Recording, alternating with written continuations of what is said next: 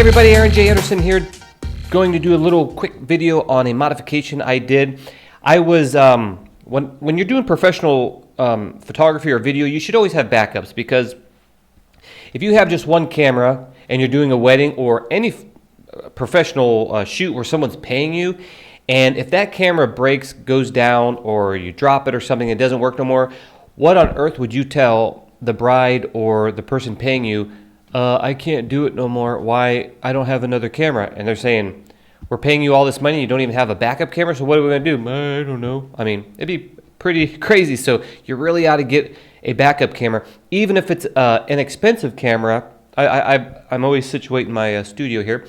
Even if it's an inexpensive camera, that'll give you at least decent quality or whatever, more than your iPhone, because you can't really control that and it's bad in low light. So you should have a backup. You should also have a backup if you use off-camera flash or on-camera flash. You should have some backup flash. Now, my typical setup is using 2 flashes. It really depends on the shoot. If it's at a wedding, maybe 3 or 4, but at least 2 can do me good. You can do with 1, but I like to have backup, so if one of these burn out or it stops working, I have a backup and I can continue working. That actually happened to me about 6 months ago, doing a wedding, and I only brought 2, and during the ceremony the flash burned out, so that left me with just 1 for the whole what is that other, the party part, and I was like, 1 flash, but I made it work and it looked great anyways. But you should have backup. Well, it just dawned on me, and I don't know why, but I always run with 2 cameras, multiple flash, extra batteries on flash and cameras and all that stuff. Then it just dawned on me, I don't have a backup, a transmitter for the flash. If I'm going to go off camera, I need a transmitter, and I don't have a backup. I don't know why I never thought about that. I guess because it seems so simple and like what can happen to it, but hey, if it went out, I would be like, you really got to hustle and try to figure that one out. So if you have a YONGNUO 4 flash unit like this, where's the camera? There. And it still turns on and stuff. See, still turns on and all that good stuff. However, if the bulb is burnt out, or it's just not flashing, so when you shoot it doesn't flash, and when you do this, you might have seen that flash. If it's not flashing but it still turns on, I was saying, like, well, if I need a backup transmitter, I was about to buy one. Then I said, well, what if I just modified this and took this big unit off, because it doesn't work anyways, and just use the the transmitter part of it? And I did exactly that. This is it right here. You can see the ghetto top on it. I just put some finished it off with a Gorilla Tape there. But that's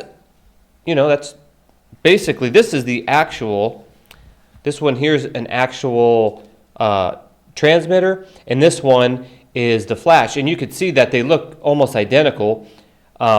This one's a little bigger. This is the actual flash unit, and this is, you could see, let's see if I can put this here, right there. You can see that the actual flash is bigger. It takes 4 AA's, where this one only takes 2, because this only has to transmit, where this one had to, make a light and flash, so it needed more power. But hey, if you need a backup and that's all it really is, or if you want to just have 2 transmitters on at the same time, I'll go maybe another video on the transmitters I use for my B camera. It's not usually this, because I don't need it and I want it smaller, but we'll go through that later. But it's a really cool hack. And first of all, well, let me show you, so in case you don't like it or whatever, then I'll show you how to build it. So let's turn this on. Now you're going to notice, first of all, okay, I turn the cameras on, right? And when I turn this, there used to be a flash, but now it's only a transmitter. If I turn it on, listen.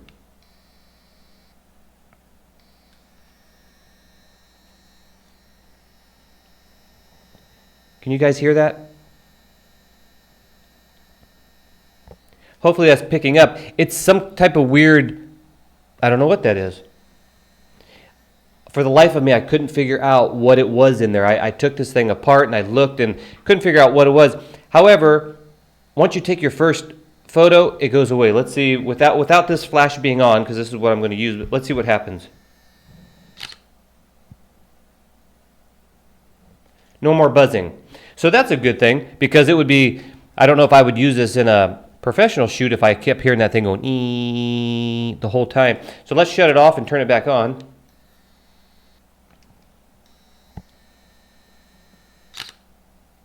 So once you take your first photo, it shuts off. So that's cool.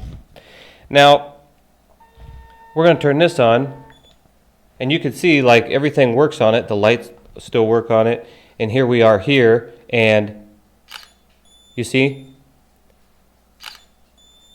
So it works. It works great. And you could still change. Let's see. See, it's still changing the... you can see the strength there of the... Get the reflection off. See, we're at 2, 1. Let's go back up to... Yeah, see? So it's still working on the... all that stuff. So there's no compromise in using that, except that it's bigger. And if you're really on a budget and you have a flash and you don't have one of these nice type of, you're using one of those generic triggers that just trigger the flash, and you don't have one that actually you can change all the settings. So when this is up on a stand, you can sit here and put the power so you could take a photo. Ooh, that's not bright enough. Brighter, power, bright, blah, blah, blah, blah. Works really good, guys. So let's go into the build real quick. Now there is a warning before I show you this. It could be very dangerous when you're working with flash, because these things can build up a lot of power, and if you touch something or do something wrong, it could have a pretty big electrical shock, and it happened to me, and I'm going to show you here in a minute. So here we go. Here's the YONGNUO flash. Now if you turn this, oh wait, forgot, we got to switch the screen here. So here's a YONGNUO flash, you know, I mean, pretty simple. This is the actual broken one here. The one I just showed you worked. Let's go to the next photo. Now, sorry for these being blurry. I was going really quick. That sticker there I showed because when you take this flash and you turn it, over here there's a sticker underneath. I'm not talking about my sticker here. I'm talking about this one. I think that's like, hey, don't go in there type of sticker. But there's a screw under there, so keep that in mind. You're going to have to scratch that off. And then on the other side, whoops, I keep forgetting to, and then on the other side, which is over here, Lena, go lay down, go. My dogs need to go out or something. And then on the other side, that's the side with the sticker, and on the other side, it's the same screw, and there's a picture of it right there. So you need to undo that one and that one. Okay, and then what do we got next? And then on the very bottom, excuse me, on the very bottom of the flash, I got a flash stand on there now, but at the very bottom of the flash, you'll see the these four. You got to take out those four screws. It's very basic, and then basically it pulls apart. At first, it's going to be like, ooh, something's kind of holding it, but just keep prying at it, and you'll see that it will pop off quite easy there. What else to show you here? Nothing really. And then you can see, like right here, this top flash unit will come out. It'll just swing right out because these just sandwiched it in there. And here it is. I just kind of, this is the head, the flash head, and I just popped it out. And what I'm showing you here is this flash head is connected in two different places. It's connected right here above the, I think this is the receiver, it said right here. But you'll find that right there, and you got to just, I just got a little screwdriver in there and, you know, unplug that, just pop it right out or pull it with the wires or whatever. And then these wires coming over here, it's connected down here, which is right here. In this photo, I already disconnected it. So here's the flash head up here. Here's those other wires that were connected by down here. And then this comes over to the side and unplug it here. So unplug those, and then what will happen is this flash here will all pull out. See this this long wire here? This one was the one that was going all the way down and plugging into here. So I unplugged that. And then this one was the one that was plugged up and behind here. And once you unplug it, you just pull the whole unit out, and it comes like that. And this is just like a little gasket thingy that goes over the hole. And here's the dangerous part. Now this is the flash head. I guess this is a better picture. After I turned this on and I heard that buzzing sound, I just looked everywhere to find that buzzing sound. I thought it might have been like a little buzzer just to let the people who build this know that there's nothing connected or something's wrong with it, but I couldn't find nothing. So I ended up cutting these off and plugging them back in just to see if there's some type of a circuit saying, oh, there they are, and wouldn't buzz anymore. That wasn't the case. And here's the dangerous part. This has been off like for, I would say a good 25, 30 minutes while I was doing all this. And to cut these off to put back in, I forget which one it was. I'm sure it was this one. This is the power. When I cut that off with some scissors, it made a huge spark and a really loud noise. I mean, it was quite scary. My scissors have plastic handles, so I think that might have saved me. So again, just don't cut this. It stores a lot of power, and so does these units in here. So just be careful when you're doing this. And this is what it looks like on the camera. You can see where the flash head was, and this is what it looks like on the back of the camera, all turned on.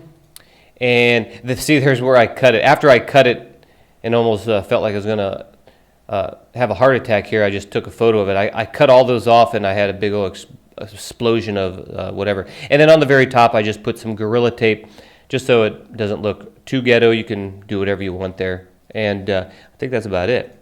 So that's it. I don't think there's much more to add. If you have any questions, leave some comments. And this thing works really good. So there you go. If you have a flash, it has to be one of these YONGNUOs, of course. The YN560IV4 has to be one of those because it has the transmitter built inside. Anyways, talk to you guys later. Bye-bye.